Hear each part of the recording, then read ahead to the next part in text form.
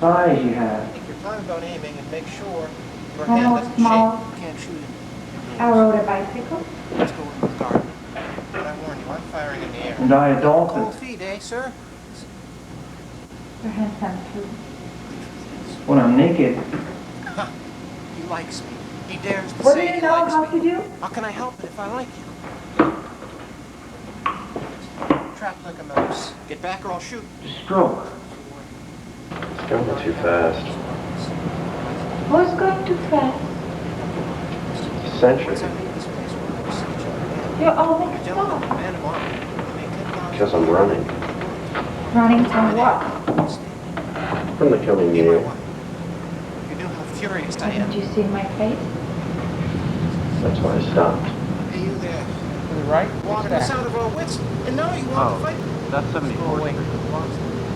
The zoo is on 65th Street. Yeah, full of glory. So I have been walking north. Yes, it seems so. Good old north. I never loved anyone the way I love you. Go. But not due north. Hate you. So I decided Wait. to kill the Forgive dog. myself. Go away. Don't react, Peter. Just Take your listen. hands off me. Peter, Lou, tell them in the stables to give Tony listen. all of us today. Now, What is it? do you want to hear about what happened at the zoo? The what? The zoo. I had my own zoo. Going on there for a moment with the parakeets, getting dinner ready, and whatever it was. Yes, Peter. That was very funny. I have to admit it. But do you want to hear about what happened at the zoo or not? Yes, by all means. Tell me what happened at the zoo. I think that this is what happened when I was at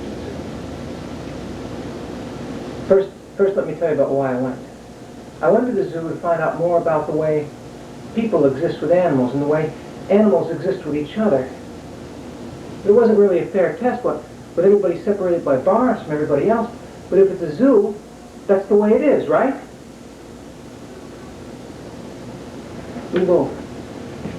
Sorry, don't you have enough room?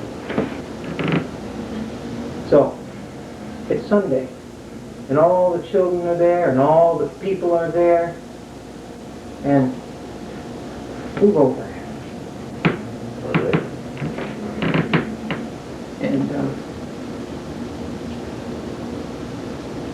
And the stench is there too.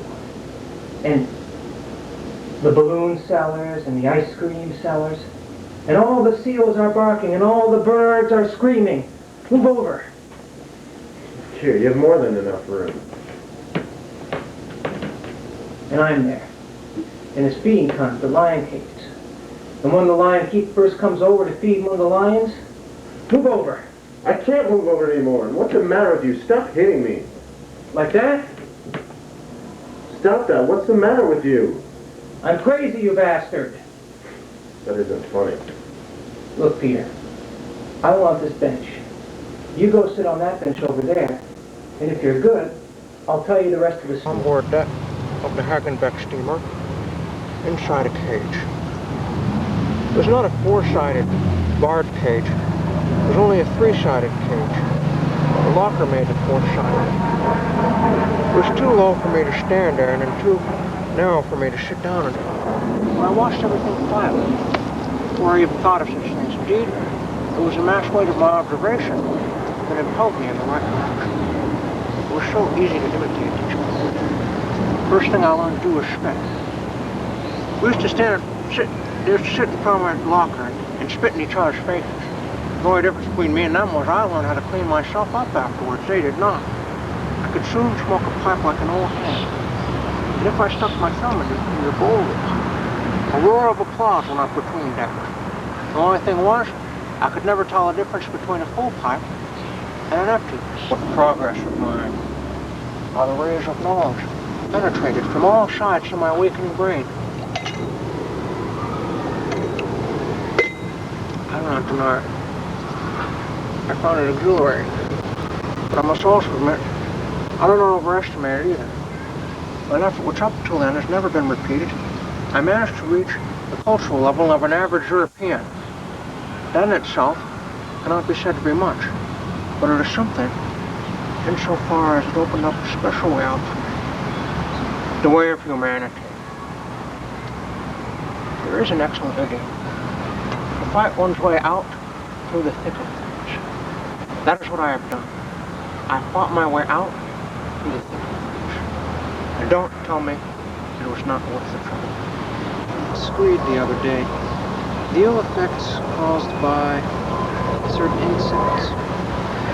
My daughters took to it right away, especially the part about bed bugs. But I read it through and tore it up. After all said and done, whatever you write about, it comes down to good old Keating's clock, doesn't it? We've even got bugs in our piano keys.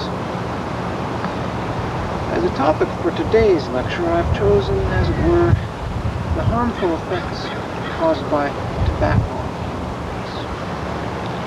I'm a smoker myself, actually, but the wife suggested I give today's lecture on why tobacco is bad for you. So what's the use of arguing? I buy food, keep an eye on the servants, do the accounts, write up exercise books, exterminate bed bugs, take the wife's dog for a walk and catch mice. Yesterday, I had the job of issuing flour and butter to cook. Today, we're having pancakes. Well, this morning, to make a long story short, in comes the wife to say 3 of the girls won't be having any on account of they have swollen glands. It thus transpires we have a pancake or 2 again. What do we do? First, the wife wants to put in the lard. Then she changes her mind. "You ain't an imbecile," says she. That's what she calls me when she's in a bad mood. "You imbecile, you snake, you hellhound." Now, how could anyone take me for a hellhound? She's always in a bad mood, actually.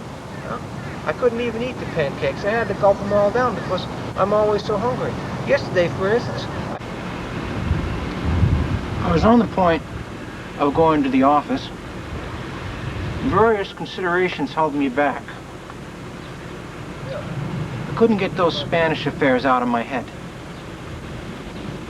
How can a Donna possibly become a ruler? They won't allow it. In the first place, England won't stand for it. Then we must take in mind the political setup of the rest of Europe. The Austrian Empire, our Tsar.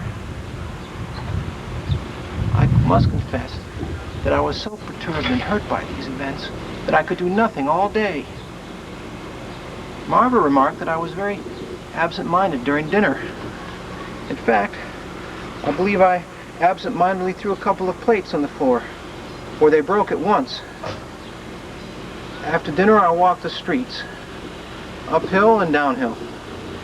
Came across nothing of interest, then mostly lay on my bed and thought about the Spanish question. Knows that his cook slaps him around, that's no surprise to anyone. I don't work for the Justice Department or the Social Division. There, you always see the guy who works there. He may have a hairdo you'd like to spit on, but just ask him the kind of villa he rents in the summer. Puts off a doctor's income any day. Yeah. Work in our department requires more prestige, and then we have red mahogany tables, and our superiors always treat us with kindness. Oh, I put on my own umbrella, and I went down, and I saw some merchants, some old women with their umbrellas over their heads, and then I saw our kind, the civil service clerk, squelching along. There you think he's got it made, don't you? Well, you think he's looking at that fence post over there? No way, it's her legs he's looking at all the way, yes sir. Yeah, puts off an army officer any day. I was standing around wondering about all this in the shop window. All of a sudden I saw a carriage pull up. I know this carriage. It belongs to the director of our department himself. And all of a sudden, then all of a sudden she walked out. Good Lord. I'm wearing this ugly coat with a collar. It doesn't even absorb the rain. I plastered myself against the wall. How she looked like a little bird. lost forever.